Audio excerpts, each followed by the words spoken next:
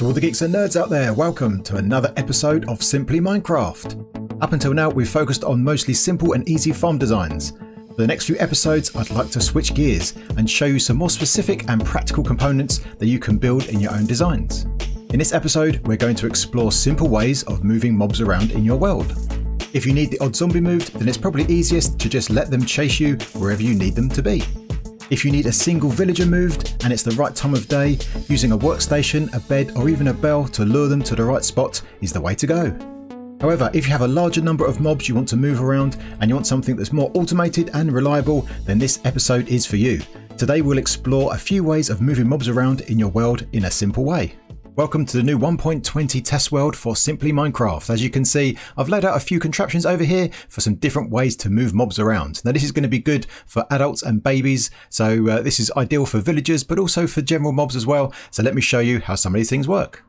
Let's start off with how to move mobs horizontally using water streams. So I can just pop an adult villager in here and you can see the water pushes him along. Now I've used barrier blocks in the front here just to make it easier to see, and you can see that this can be chained one after the other, so you can make this as long as you like. And this also works for babies as well. Let me stick a baby in as well just to demonstrate. So this is good for babies. Now you can see here that what happens is when the mob comes over here, the water pushes them up onto the slab and then their head is then placed inside this water which is flowing over, which then push them along and then they move over to the next station, you can see here. So this is a nice, easy and simple way to move mobs along horizontally. If you want to do a turn, then you just do a simple turn like that. Couldn't be easier. And if you want to go down, you can just drop them and just make sure they've got some water at the bottom to cushion their fall so they don't take any fall damage.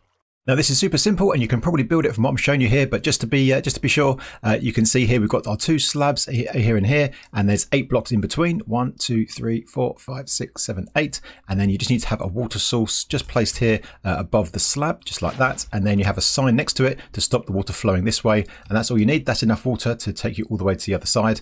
And then just make sure you have, like I said, a sign here to stop the water. You can have other things like an open fence gate, but if you try and use things like a coral fan or even a glow lichen as well, something weird happens. You can see that the water starts flowing the other way, and you can see that's happening there as well. So whatever you use here to try and stop the water, make sure you test it to make sure the water is flowing the right way, because otherwise your villagers or other mobs will get stuck.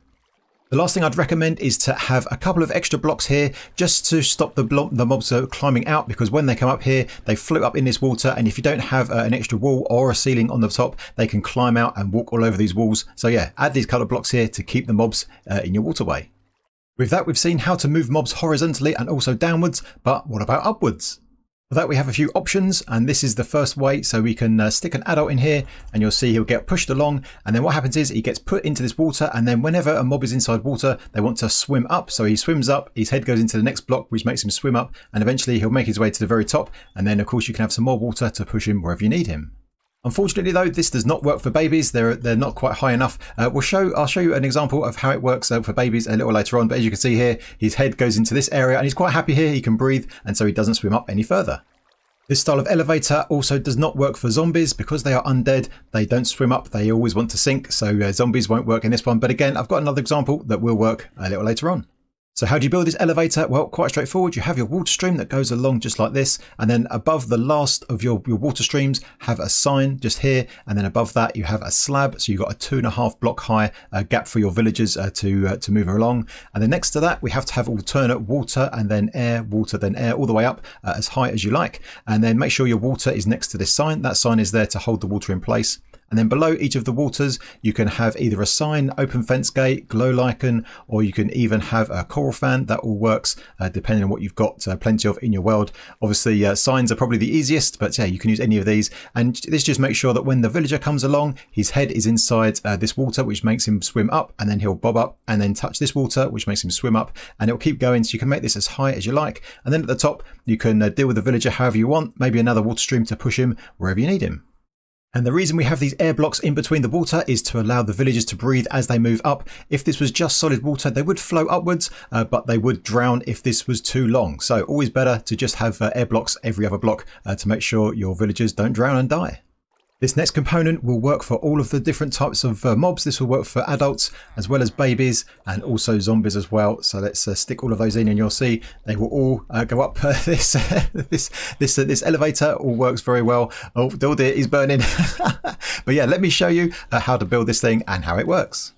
So as you've seen, this works great for all the different mob types. So if I just hover here, this is probably good enough for you to recreate this, but let me explain a few bits and pieces and why it works. So over here we have one water source, and that flows along, and then it comes here and then down and then across. So just one water source needed for this for this water here. Underneath we have these two walls. You can also use fences as well, and the reason for that is that they have a hitbox that extends up half a block above them, so that keeps the villager high enough. So once they get to this point, they can get pushed on top of the soul sand.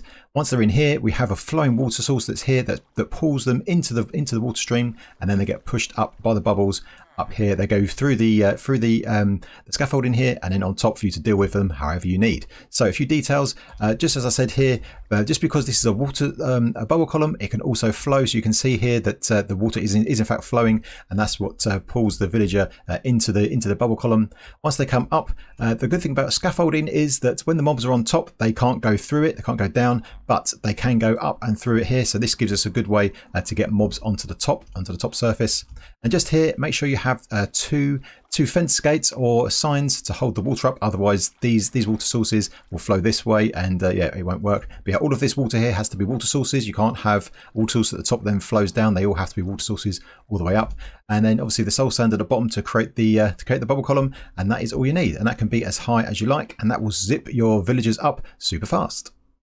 We've seen how to move mobs around using water horizontally and also vertically, but what about if you want to get them into a minecart? Well, here's a little setup that will allow you to do that. So get your mob into water stream, and so they get pushed right over against a wall just like this. And then underneath, you just have to build this little setup, some rails that are diagonal like this. I'll just hover it so you can see how to build it. And then here we've got a dispenser. This has got some minecarts in it, just with a button. That's enough to dispense the minecart and pick up one adult at a time. Now the important thing here is that I've got this as a glass block that prevents the adult taking some damage when it gets pulled through the blocks. If you're using babies in here, then the block underneath this needs to be transparent as well. So probably best is just make both these two glass blocks, and then your mobs won't take any damage when they get picked up. Once you've got your mob in your minecart, it's obviously very easy then to move them around horizontally. Just have to place the rails with the curves however you want it. But what about if you want your mob to go up or down? Well, here is a little setup that would work pretty well. So if I just put a mob in here, and then we'll press the button, minecart picks them up, they go up the bubble column, and then across, down again, and then off into oblivion. But let me just show you that a bit more detail. So here we have our rail. Obviously that can be coming from our pickup station. It goes along here, and here we have a glass block here, so the mob doesn't take any damage, so they don't suffocate. Then they get pushed into the water. So the rail is here, that will stop the water flowing back this way.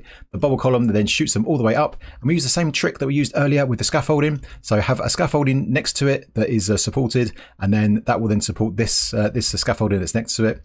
The mob will then go through the scaffolding on top, and then because we've got a scaffolding here, we've got a top surface, we can then add some rails. So of course when it gets picked up here, we have a solid block here which pushes them that way.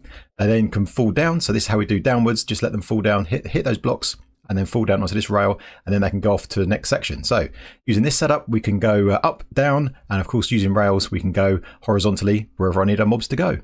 But then how do we get our mobs out of our minecart in a predictable way so we can control where they go?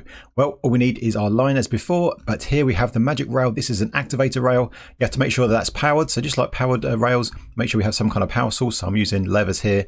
And what happens here is when your cart is traveling in a direction, when you have an activator rail, the mob will be ejected adjacent on the right hand side. So it's going to get placed down on this bamboo block just over here. So let me demonstrate. I'll get our mob here on a minecart, they'll go across and it gets ejected onto that block. So I've added these other blocks here just to show you. Now if that block is blocked by any way, then he'll get ejected in another place. But this is a way to make it predictable about where your mobs go. So there we have some simple components that you can build into your world to help you move your mobs around in a controlled and automated way. Now there are of course some other ways, some more advanced ways that we'll cover in future episodes, and the next few episodes as well we're going to delve into some redstone, give you some common circuits that are practical to add to your contraptions. So to all you geeks and nerds out there, thanks for watching, and I'll see you later.